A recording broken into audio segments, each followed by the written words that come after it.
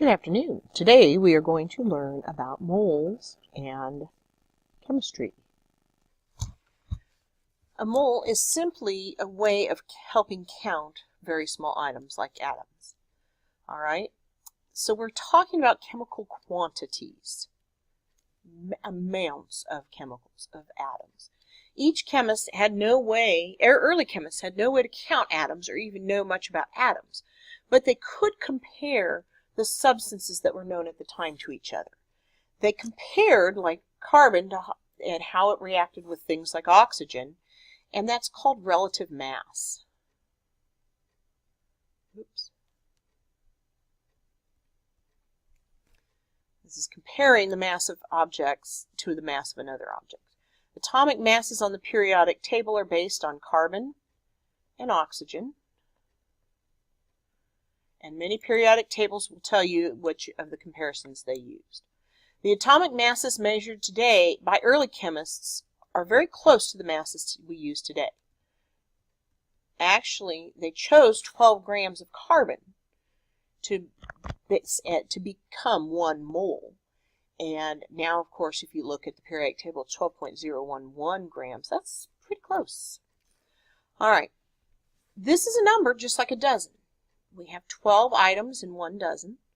We have 100 yards of fabric in a bolt of fabric. There are 500 pieces of paper in a ream. A baker's dozen has 13, and we know the reason why. King Henry got upset because the the loaves were not standard. They are not the standard weight. So he made a law that said if you sold loaves of bread that weighed less than a certain amount, you could go to jail. So bakers started giving a 13th loaf out because they figured that way if one of the other loaves was shorted, they would make up the difference in the mass by giving a 13th loaf. So, fun fact for the day. A gross is 144. That's 12 dozen. A dozen. And 1 mole is 6.02 times 10 to the 23rd particles. Okay? This is Avogadro's number. It's named after Amadeo Avogadro. He didn't invent the number. He actually worked with gases and came up with the idea that if you have 2 gases that take up the same volume at the same temperature and pressure, they're going to have the same number of particles. Amadeo Avogadro was actually an Italian, and he was born in 1776. The number, he didn't determine it, but it was credited to him, kind of in honor of him. How did they come up with the number? I know this has always bothered me. Robert Millikan was able to determine the charge of 1 electron. They already knew the charge of a mole of electrons, which is called a Faraday. So he took the Faraday number divided by the charge of the electron, and that's how they came up with 6.02 times 10 to the 23rd. Now, where do you suppose you find molar masses? Well, you have to look at the periodic table. All right. Periodic table has masses. Those masses are the mass of the protons and neutrons of an atom in atomic mass units. Well, to make things simpler, chemists have also declared that that is the mass of 1 mole of that element in grams. For instance, carbon's mass is 12.011. The average carbon will have a mass of 12.011. Of course, that's an average. That's not a mass number. But the average carbon at 12.011 AMUs, atomic mass units. A mole of carbon is going to have a mass of 12.011 AMUs as well. So, we can use the masses on the periodic table. This is called the molar mass. It's also called formula mass and the molecular mass. You'll see both of those. I'm going to probably call it molar mass. Now, all you have to do to find the molar mass of something is add up the masses. For instance, if we want to know the molar mass of sodium hydroxide, we need to add up the masses of our sodium and our oxygen and our hydrogen. Sodium is 22.99. Pull this down. And I usually just go to 4 significant digits on atomic masses. That's fine with me. Some people will round to the closest number. I like 4 digits. That's what I use. Oxygen is 15.999, which will round to 16.00. Hydrogen is 1.0, I can't read that, 1.00794, which to me rounds to 1.008. I'm looking at the periodic table up there. All right. Delete. So if I add those up, come on, calculator. 22.99 plus 16 plus 1.008, the molar mass of sodium hydroxide is 39.998. Again, if we stay with what we've discussed in class on significant digits, although technically molar masses are infinite numbers, but if we're going to stick with 4 significant digits, we're going to cut that 8 off and it'll be 3.39. It'll actually be 40.00.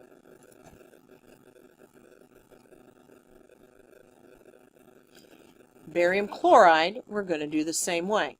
I'm just, rather than pull up that bad copy, I'm just going to get my own periodic table out. Here we go. Barium on the periodic table is 137.33. I'm just going to go to 4 sig digs. Chlorine is 35.453. 35.45, and there are 2 chlorines, so we have to multiply that by 2. 35.45 times 2 plus 137.3, 208.2 grams. 208.2 grams in 1 mole. So it's a fraction. This should have been 40 grams in 1 mole. Ammonium phosphate. Now, I'm going to show you a little trick. If you get the right app, you can actually do this without having to add things up. Ammonium phosphate. We have NH4, and we need 3 of them, and then PO4. This is, I just Googled a molar mass calculator one day, and this is the one that came up. There's tons of apps. I have one on my phone. I have one on my iPad. My iPad one's my favorite. It's hard to find now, but anyway, I digress. You hit calculate, and it tells you down below, it says 3, you make sure that everything added up right. The molar mass of that is 149.09. I'm going to round to 4 sig digs, as usual, 149.1. Okay, so I just taught you how to cheat. Do I care if you have one of those on your phones? No. If you're doing problems and you want to use that, that is fine with me. I may have one problem on a test that you will have to show me you know how to do it, but I probably won't. 149 point, I forgot already. 1. I probably won't make you do a whole lot of them. Why am I having so much? I had you make a mole map in class, and that is essentially what those boxes are, so we're not going to worry about that. All right, now let's talk about some calculations.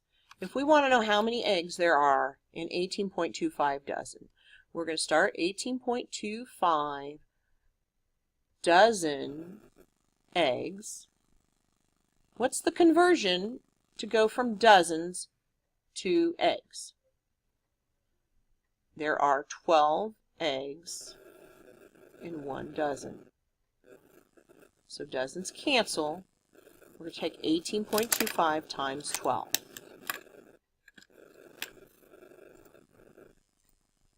$18.25 times 12, 219.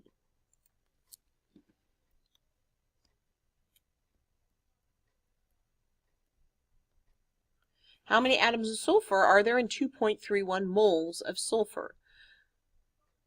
Okay, just like we just did dozens, and we had 12 eggs per dozen. Now we're going to take moles. How many particles are in 1 mole? Mole's going to go on the bottom. That's what we want to cancel. 6.02 times 10 to the 23rd atoms in 1 mole. Look up at the mole map. Okay, I'm given moles. I want to go to atoms. What do? I follow that arrow. The arrow says multiply by Avogadro's number. So then I would do 6.02, and I'm just going to do 6.02. Well, I can do exponents E23 times 2.31, and I get a whole big old number. Basically 1.39 times 10 to the 24th.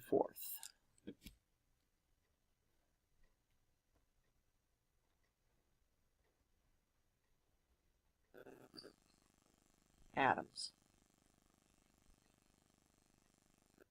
All right, how many grams of iron are in 7.41 times 10 to the 24th atoms of iron? 7.41 times 10 to the 24th atoms. Now I'm going to go back. I'm going to go from atoms to grams. Well, I can't go straight to grams. I have to first change it to moles. Okay, to change atoms to moles, we have to divide by Avogadro's number.